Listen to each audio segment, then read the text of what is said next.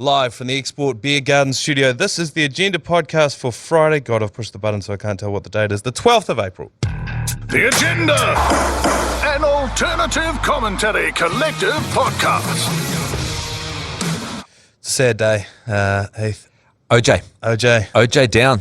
The juice is... I've been trying to find a... The juice has been drunk? Yeah, the juice is... Juice has run out. The juice has run out. The juice is expired. Orenthal, James, Simpson, gone.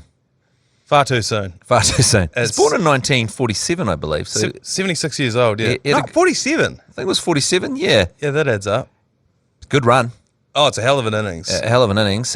Highs and lows. He hit the heights of heroicism and sporting achievement. You know, the first ever NFL player to rush 2,000 yards in a season. There was also some controversy here and there as well across those 76 years. Whenever this kind of thing happens, the meme factory just whirls into fifth gear. Yeah. And today has been a great day for memes. Favorite one I saw was posted on the ACC was they have to reenact the Bronco chase for the funeral procession. Yeah, and the white Bronco. And the white Bronco, and he's in the back of it. Moving very slowly. He's taken the piss out of that. Did you ever see any footage of that O.J. Simpson prank show he did briefly? And in it, there's a prank in it where it's a second-hand car dealership, and there's a bunch of white Broncos on sale, and people are looking at them, and then O.J. comes out as the car salesman, and he says all these things. You know, it's great. You can, you know, it's great on the motorway. It's great. You know, looks good from a helicopter. And he does all these freaking jokes. It's the most freaking surreal thing. He's unhinged. I think it was when he got let out of jail, or he first got his social media account. I think it must have been on Twitter. He posted a video of himself just out on his lawn, and he was just like, I got a lot of getting even to do. Yeah. He goes, there's a lot of fake O.J. Simpson accounts out here. Yeah. Out there. This is the real one. I got a lot of getting even to do. Anyway, you have a great day. It's completely unhinged. His book was called If I Did It. Yeah. It's like, if I did, you know, like. Here's how I would have done it. Yeah. That Twitter thing, because I followed him a lot, because he actually had really good takes on NFL. Yeah. And so if you could put the murders of you know, Ron. Yeah. And no, Reva Steenkamp was Oscar Pistorius' not missus. Jessica, Nicole.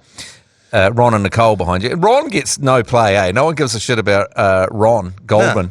No, they don't give a shit about him. He's just Nicole. Yeah. He was just collateral damage in the murder. He was. But you're right. If you can separate the art from the artist, yeah. But it's but then it'd be like, but he'd always start it with, "It's yours truly here, and it's Super Bowl Sunday, and you know how I feel." You know, it's like, and he's God bless at the end, and he seemed very innocent in those. The weird thing about O.J. Simpson is, I think that was the first time in my life, or anyone's life, when you realise that you could be found not guilty of a crime, if it don't fit, you got to acquit. But then you can be found liable for the murders. So he got found not guilty of the murders in a criminal case, and then in a civil case that followed, he was found guilty of the murders and had to pay $33.5 million to the Goldman and Simpson families. And I was like, what? And so, well, one is criminal, one's brought to you by the government, and that's whether you can go to jail or not. The other one is getting sued. So he got sued for the murders and the damage that the murders had done to the family, and had to pay out $33 million because he didn't get Johnny Cochran to defend him on that one. And then he was out. Yes. It was all good. He everything was fine. And then he had to go and get involved, and there was some sports memorabilia that was his. He's in Las Vegas. He storms in with some guns. He's kidnapping, and then he gets 33 years for that, which I felt was like, you know, when an umpire makes a bad decision and then they make up a make-up decision. Make-up call. It's a plum LBW. And then and they don't give it out, and then there's a not so plum one, and then they definitely give it out. Yeah. And they were like, okay, no, because it seemed like 33 years was a lot for that particular memorabilia incident. Yeah. And then he was out in 9, though. But he was great in prison. In prison, he ran a bunch of see, it's a roller coaster. There's ups and downs, goods and bads. Out of control. In prison, he was a real, you know, paragon of good behaviour. He coached football teams in prison. Yard. It was the longest yard situation. Without Chris Rock and Adam Sandler. Yep. And then he, you know, he was a guru. People would come and talk to him about things, and he was very, very chill.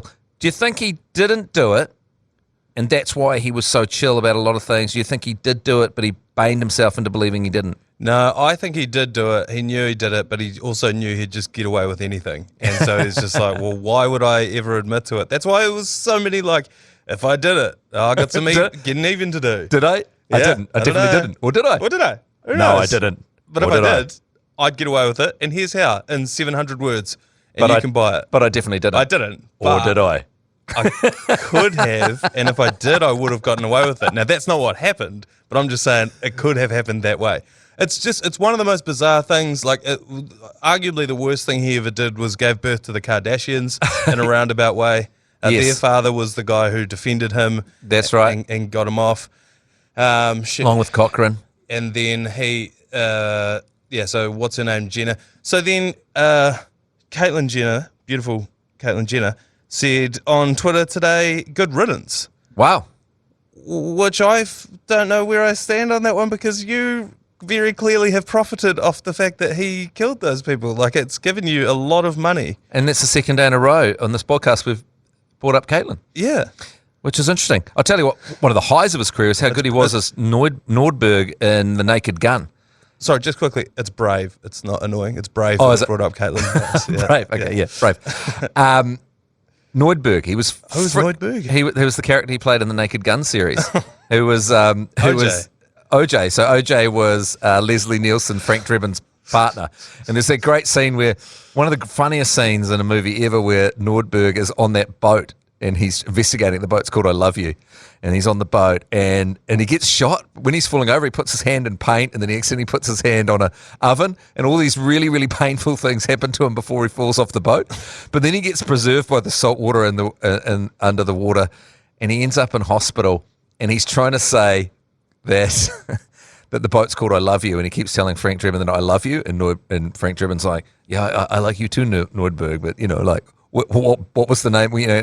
And then something goes down, and anyway, Leslie Nielsen ends up with his cock and balls right in OJ's face when he's trying to climb over the hospital bed. It's great. Have you seen this movie? No, I haven't seen this. You've got to watch Naked Gun. Yeah. And that's the whole bizarre thing, because he's in, and there's actually a joke in the second one about maybe Nordberg might commit multiple murders if this doesn't happen. So this is after he did it? No, this is before. Oh. This is before he did it, because he was also a star. If he did it. If he did it. He was also a star of Roots, because he was really good in ads. One thing with OJ is, have these really superstars, and he was loved by the whole nation. He was phenomenal, running back. Absolutely loved. Good-looking guy. But also he was really good in front of camera. So he could do all those things. He was the face of Hertz for a very, very long time. Yeah. It was that one where all the cars he's running after the cars, they're running after him. So he was really good, and he was really lovable and trustworthy face and all that kind of stuff. Yeah. And so he could move into acting, played some good roles. But absolutely treat yourself, watch Naked Gun, because he's very, very funny in it. I think I might have to. But it raises an interesting point that you mentioned, all the stats, and when you look back in the, someone rushes for 200, what is it? 2,000 yards. 2,000 yards, yeah. So, but it's been done quite a few times since, has it? Yeah, it has. But I mean, a good season is 1,000 yards, and they also play a lot more games now than they did back then. I think it was only 13 games they played back then. Well, what I'm saying is, when someone does it now and you check the history books, it's like OJ Simpson. Yeah. You're like, oh, shit. Yeah. And there's quite a few examples of this throughout various different sports. It's like, how do you treat these players that have done something horrific off the field? Do you, case in point, Michael Jennings, who's just served a 4-year doping suspension in the NRL, was in front of the courts for some sort of domestic situation as well. Does he get a bobblehead at the game? At his 300th game? Yeah. Yeah, that's a great question. Bobblehead. I mean, what's on the merch stand? I mean, is there, is there a guard of honour when he's running out of the equivalent? Yeah. Do they do the big banner thing? Yeah, that the big banner run through. He's on the field first. The NRL said that they won't acknowledge it, that they're not going to celebrate it. No, and the club as well. But players and people are. So that's doping and a domestic assault. Yes. Yeah. Okay, so I'm going to say. Yeah. Because we put this up on the Matt and Jerry Breakfast Show, in fact, the Daily Bespoke podcast, if you want even more punishment in depth into OJ. But we put it at the end of this. I asked the question of Ruda, our producer. I said, off everything, after I've given you everything of OJ's life, what do you give him out of 10? And he said 5. And Jerry's like, it's 0 because he killed 2 people. And Ruda goes, but he 2,000 yards, a hero. He was in the movies, ads. It's O.J. Simpson. And it's like, what? So you could have given 50-50 in his life because of, I think the 2 murders do a lot. But then again, we didn't know Nicole or Ron. But this is the thing. And I think that I would say in that instance, here's my math on that. Without the murders, 10 out of 10. Yeah. Anybody that's bought, there's 7 billion people on the planet. For you to become that big of a star, you're the 1%er of 1%ers. That's a 10 out of 10. You rolled the dice, you got a 6 in life. Perfect. You killed 2 people, so that's a 0. Yeah. And now if I split the difference, I'll give him a 5, and I'll probably go that with Ruder. I'm with Ruder on that one. Really? But, okay, what if he'd only done Ron and not Nicole? 6.5. Really? Yeah, I think so. Right. Yeah. Because that's not as big a story as the jilted lover sort of arc. No, it still would be because that's the other guy. Yeah. Yeah, but so that's a crime of passion. I could forgive it. 7, I think maybe. I've gone back up again. I'm up to 7. I just love the footage, if you can look it up, when he's in court and Johnny Cochran says, if the glove don't fit, you have to acquit. And so they get and it was the worst move in the history of a prosecution ever to get him to put on the glove. And so he'd been taking arthritis medicine that had been making his hands swell up for a very long time. So Cochran's like, you got to get off that medicine. So his hands went, but got, we're smaller, much smaller than they were. So he tries to put on the glove. The being on it made his hands smaller. So his hands were puffed up at the time of the murder. So anyway, he put the gloves on. Yeah, I've seen the picture of him with the gloves on. Yeah, and he's walking in and he's putting them on. It's like, when if you put your fingers apart when you put it on, it's so obvious what he's doing. He's trying to put these gloves on, and his hands are a different size than they were. They're much fatter than. I would have found him guilty there and then. They're much skinnier than they. Yeah, so he can't be able to fit into them. So his gloves are his hands are much fatter than they were at the time. That's provable. And he tries to put them on, and you see him. He's walking up. He takes them out of the bag, and he's walking past the audience, which is quite odd. In the court and towards the front and the thing, and then there's just a little smile comes on his face. How cheeky it is that he's trying to get these gloves on and he can't. Well, that's ridiculous because when me and the missus go for a walk, we don't have a set time or distance we want to go. We walk until her fingers get puffy.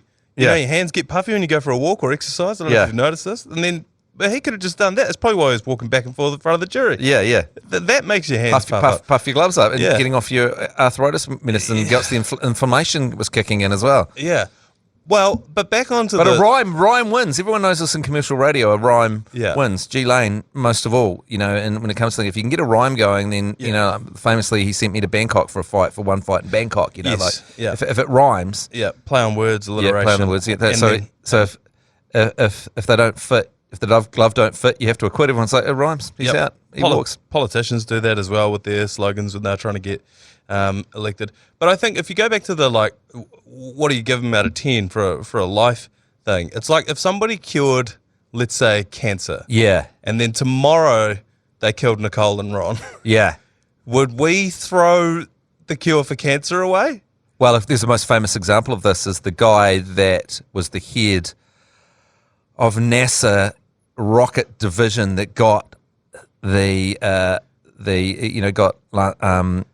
Armstrong to the moon, and Buzz Aldrin. Yeah. Lance Armstrong to the moon would be good too. So he was a Nazi, so they got him out of there and he'd done some terrible things, but they're like, Nazi, good with rockets. Yeah. Rockets win.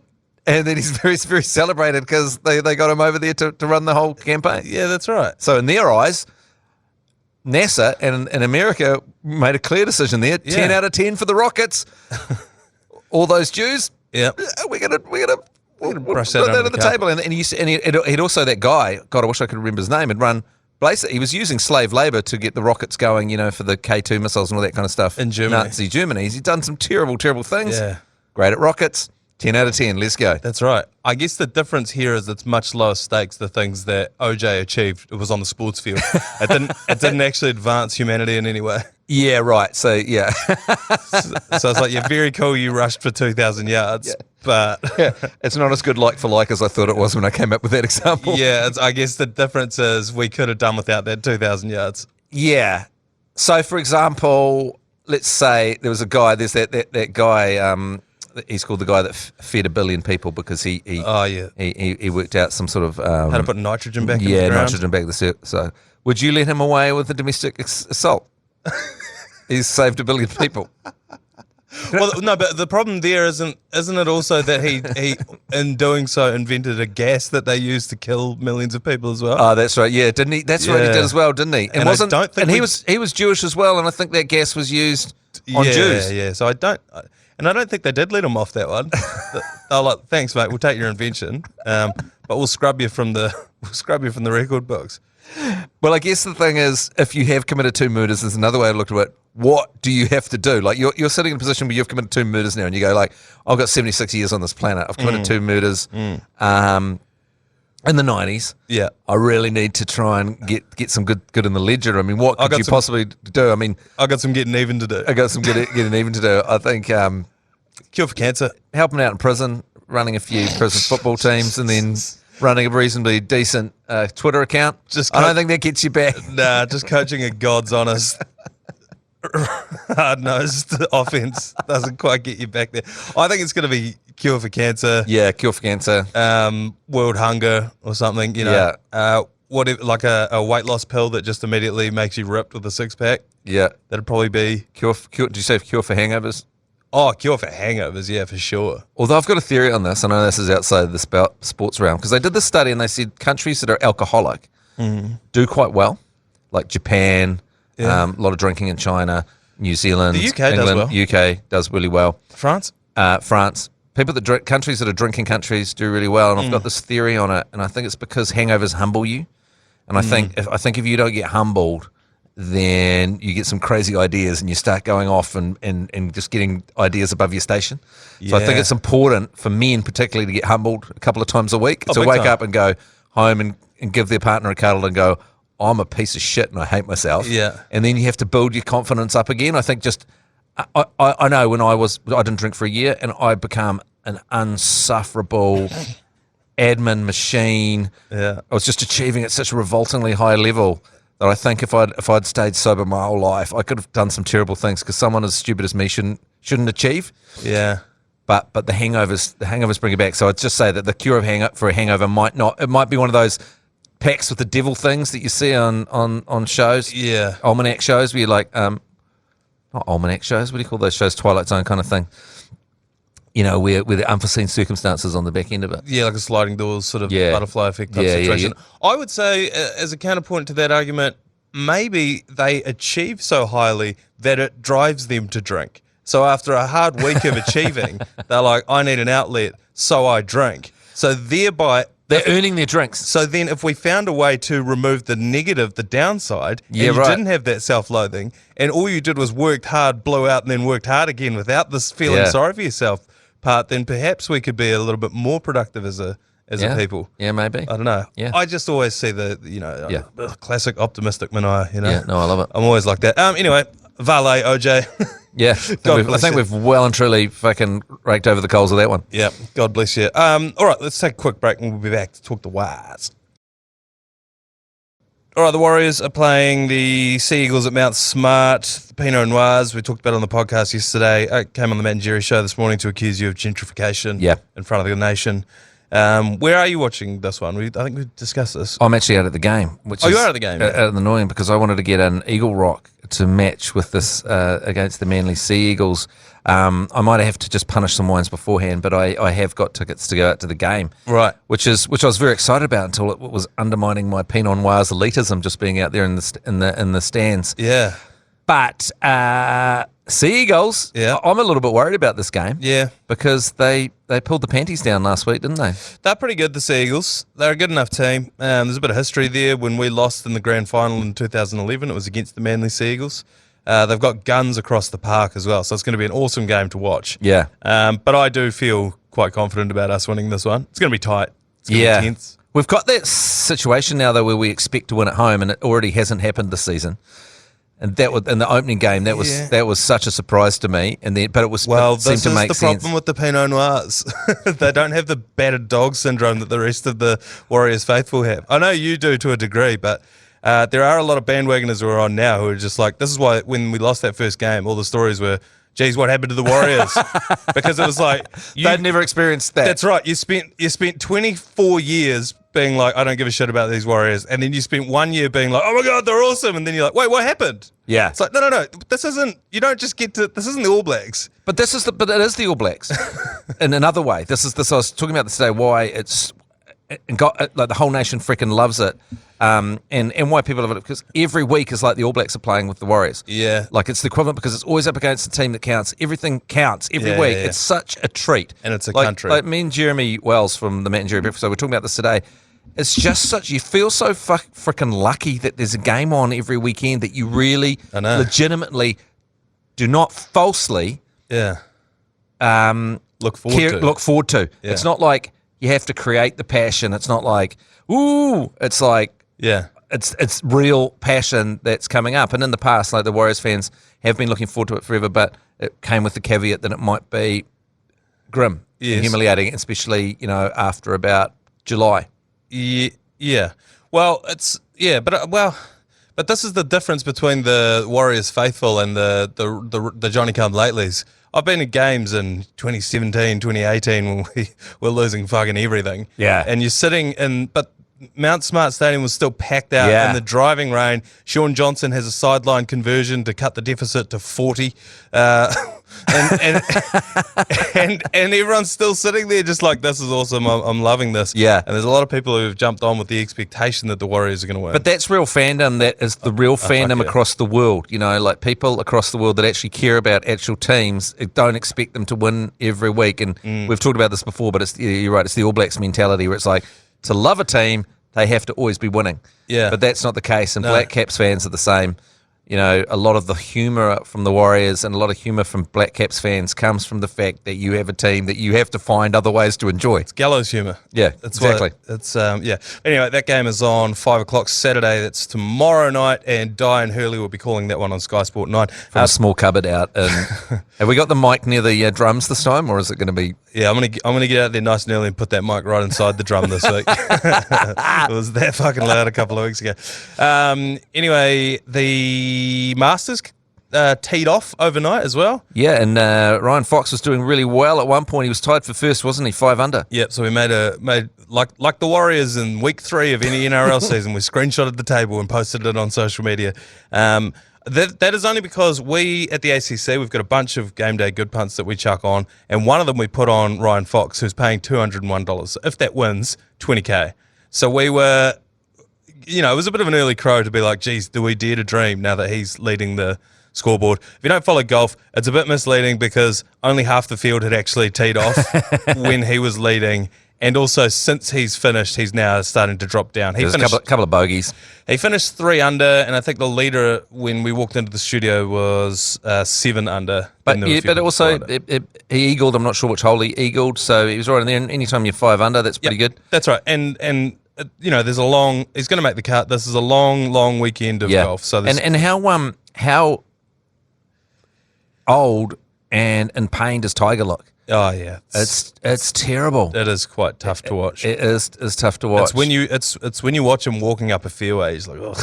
Geez, hasn't had a root in a while either. He's abstaining. Have you seen this? Yeah, which I think is a bad idea, because his idea is that if you don't have sex, you focus more on the sport. But I feel like, me personally, the longer I don't have sex, the more focused I am on sex. Yeah, you know what I mean? Yeah. And when me and Lane were talking about this the other week, it's like, if that was the key to success, I'd be a much better golfer. Because I've been practicing that training method for a while now, and it's not working for me. Anyone that's played golf with me knows. Speaking of G Lane, he had some amazing facts that he shared with me today. Like, so at Augusta, I didn't know that you can't buy the Augusta merch anywhere except for at the actual, actually at Augusta, which is brilliant. It's like scarcity. Yeah. And so they do $140 million worth of merch sales across the Masters weekend. Of course, it's freaking insane, because everyone turns up and then they wait in a queue for 2 hours, and then they spend $8,500 on those sort of white boiler suits and on all the Augusta stuff. Hat, a polo. You would though. Yeah, you would. Yeah, like you would have a budget set aside for that as well, and it would not be. And to get in there, you have to win a lottery, and you've got to tiny percentage chance of people that enter to get the lottery to go there. So actually, if you go there, it's only about $100 a day if you win the chance to go. But down the road, like about 5K down the road, they've got a shopping mall, which is the official Augusta watching. People are paying $17,000 to be watching Augusta. You're watching the Masters live. 7K, I think it is, from Augusta in a shopping mall. Ridiculous. It's ridiculous. Well, just watch it from home. I know. Like the Pinot Noirs. You're just sort of vaguely in the area. Yeah. We've got another bet to put on for this podcast as well. And so I have spanked this on a power play that I found on the TAB. And it is for the winner's score on the 72nd hole. So the last hole that they play to be a birdie or better. Oh, okay. Yeah. I'll just get my head around that. So the last hole, the player that wins, what do they score on the last hole? oh, wow. And what they're saying, because I think what the TAB thinks is whoever wins this wins it by 3 or 4 strokes. Yeah. So they're going to play it safe on that last hole. But I see a nail biter coming. Someone's going to have to outright win this thing. And so I'm going birdie or better on the last hole. And that's paying $6. You put a $100 bonus bet on that, that's $600. Wow. Not to forget the $20K that we win if Ryan Fox wins. Yeah. Which I'm a big fan of. And what do we do with $20K if we win that, by the way? Oh, On the bar? that's dangerous, 20K. Some people shouldn't have 20K. Would you consider Mike Lane to be one of those people? Yeah. That shouldn't have $20K. He shouldn't have $20. He'll find something bad to do with $20. To be fair, he has had like $200 a week on the TAB. Yeah, but has he ever done anything good with it? No, no. All right, let's take a quick break and we'll be back with yours, please. All right, just before we get into yours, please, I've jumped the gun because we have to talk about Super Rugby. It's only 4 games this week. Moana Pacifica play the Reds, Waratahs Crusaders, those are both tonight. The Rebels play the Highlanders tomorrow, but the big game, Heath, is Hurricanes versus Chiefs. Yeah, that's a huge one because the Hurricanes, top of the table, but they've lost Cam Royds, haven't they? Yeah. And he's been the standout player probably across all of Super Rugby this season, and he's out, and the Chiefs are stacked, and actually the TAB are picking the Chiefs as the favourite. Yeah, I would say, to be fair, obviously it's never good having an All Black halfback go down. TJ Perenara's not bad. He's been excellent this season. Doing it for the fans and whānau. He's doing it for his whānau, and you can tell out there. So, like, if you were going to lose a player, you don't want to lose Cam Royds. I saw some BD energy from TJ when he came on when Cam Royds went off. And, he's been on the sideline. He came on the way. He just took charge. He was immediately got everyone around and started, he's not captain, but he was. He's like, here's how this works. He was running it. He was just immediately telling everyone how the game ran. And I thought, oh, yeah, that's why you get an All Black that's had that much experience coming off the bench. Yeah. That's a steady hand. So it's not so bad, is it? No, when we talk about experience, often people are like, what does that mean? Yeah. That's what it means. That's what it means. He's just got the complete confidence to come out and go, oh, this is nothing to me. I've got this. Yeah, I've played in the biggest stages. Yeah. To come back at his age from an Achilles tear, it's like absolutely incredible. And he's got that big TJ Perenara chest, pumped out chest. Oh yeah, I'm kind of gutted he never tried there were talks about him going over to league for a while. Oh yeah, because he's big enough and hearty enough that he could have been a hooker. But anyway, I think this is going to be an excellent game. I think if you had the power rankings, Hurricanes are at the top of the table. You might have the Chiefs above the Hurricanes in terms of power rankings. Yeah. And then when you look at the teams across the board on paper, the Chiefs are stacked. They lost some big players, but they have had the depth in that team that I think the Hurricanes haven't. Last year, the Hurricanes relied entirely on Geordie Barrett and Artie Savea. Yeah. And that was pretty much it. Yeah. But now this year, they've got a much better team. I'm a big fan of Ruben Love ever since he took that screamer of a catch at the Black Clash. Yeah. He's been over there training with the NRL players. So I think he's going to be a key factor. But Damien McKenzie's been looking great as well. Yeah. For me, I think the Chiefs win this one. Okay. Your beloved Crusaders up against the Waratahs. Yeah. I think the Waratahs are paying about $5 to win. So it looks like the Crusaders campaign, I think after that bye, they're back on track. I think they've found something. They had a win, they had a bye. And now they're playing an Australian team. So Ethan Blackadder is back. Yeah. I think the arrow's pointing up for the Crusaders. Yep. Couldn't really give a shit about the other games. The Reds are going to hump Moana Pacifica, and Rebels Highlanders, I'm just going to say it's going to be a poo slinger. Yeah. That's good. That's not going to be great. All right. Yours, please. Yeah, let's get into yours, please. Yours, please. Brought to you by Leader, home of the lasagna topper. Send in your voicemails on the iHeartRadio app using the little voicemail function on the bottom right-hand corner of your page like this guy has. Caller, yours, please. Oh, g'day, Manaia. Jake here from Ealing Station, South Ashburton, otherwise known as Chubbs from the Herwood Golf Day. Surely this is the year that you get off the South Canterbury Heartland team's coattails, mate. We both know you haven't played since under 65 kgs when you were 11, and you still needed a dispensation. Thanks, mate. Up the waz. Couple of points on this. One, the division that we played in South Canterbury wasn't big enough that we had weight divisions. You have to be quite a big competition to divide it up by weights. We didn't have that many players. Second point, when I was 11 years old, I was already 85 kilos, so I wouldn't have been able to do that. Third point, I played for the under-18s. That's the height of my success. And my last point would be, just because I never played for South Canterbury doesn't mean that I can't support them. You don't have to have been a horse to be a good jockey. Yeah. And I am from South Canterbury, and I'll even give you this. I'll go so far as to say, if Mid-Canterbury, where this punter is from, if they beat South Canterbury, I'll happily jump off the bandwagon. Happily. Wow, that's a strong argument you put together. Strong and logical argument there. But seeing as Mid-Canterbury haven't beat South Canterbury for over 2 years, and that's because, Matt Heath, nobody has beaten South Canterbury for over 2 years, I will not be jumping off the bandwagon. So up the mighty South Canterbury, who are one of the only few teams that don't have a nickname in rugby. Even MC have the Hammers, Mid-Canterbury. Anyway, we've got another one here. Caller, yours, please. G'day, Rob from Perth here. Manaia, please stay true. It's Super Round for Queenstown, not State of Origin. Cheers. I think we talked about this yesterday, didn't we? Yeah, you were saying that you thought State of O could go to Queenstown, but previously you have said Super Round could go to Queenstown.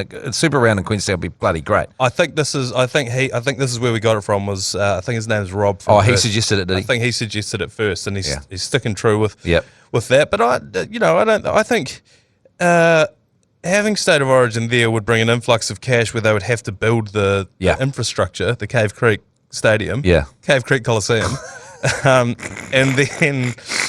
and then once that infrastructure's there, everyone can use it. Yeah. So I don't think it's one or the other. Yeah. No, I agree, Rob. But I do would like to acknowledge appreciate that you were the originator of the plan. Yeah. All right, let's knock that on the head. All right, our good. Up the waz, up the Pinot up the Pinot Noirs, up the glass barbecues. Fuck Ashburton, and we'll see you on Monday. Bless. You've been listening to the ACC's Agenda podcast. For more episodes, subscribe on iHeartRadio or wherever you get your podcasts.